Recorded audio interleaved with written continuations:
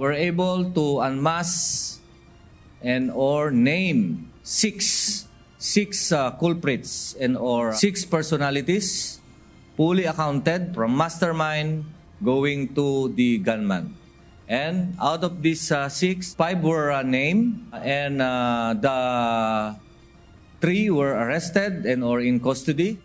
Hindi lamang 2 suspect sa pagpatay sa political vlogger na si Alicia Lipata o kilala bilang Mima Alicia. Ayon sa pambansang pulisya, 6 ang suspect na natukoy nila sa pagpapatuloy ng isinasagawang investigasyon. Mula sa nasabing bilang, 3 na ang naaresto kabilang ang sinasabing middleman, habang 3 pa ang patuloy na pinaghahanap. Ang naging participation niya based doon sa investigation po namin at operational research, siya ang nagkumokontak ito kay Manolito. Siya yung nagbibigay ng nakikipag-communicate ng information at nagpadala ng pera, nakikipag-transact. Yun ang participation. Sinabi pa ni Brigadier General Capili na nasa mahigit sa 200,000 piso ang ibinayad sa mga suspect para paslangin ang vlogger. Bukod sa pagkakaaresto sa ikatlong suspect, nakumpiska na rin ng mga otoridad ang baril na ginamit sa pamamaslang, kung saan natukoy ng mga otoridad na 10 beses na itong nagamit sa mga naunang krimen.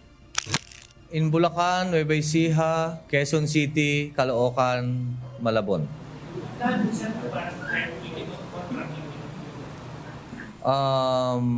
Some are shooting and some are a robbery incident. Meron nga 2016 pa eh. 2016 or 2015. Because ito ay known to be involved in our security in a drug lord or HBI in Iloilo. Lumalabas din sa nagpapatuloy na investigasyon na personal na alitan at utang ang motibo sa krimen. Bagamat may hinahanap pang 3 suspect kabilang ang mastermind, itinuturing ng SOV ng PNP ang naturang krimen matapos na masampahan ng karampatang kaso ang mga suspect. Leia Ilagan, UNTV, News and Rescue. Diyos ang aming sandigan, serbisyo publiko ang aming pinahahalagahan.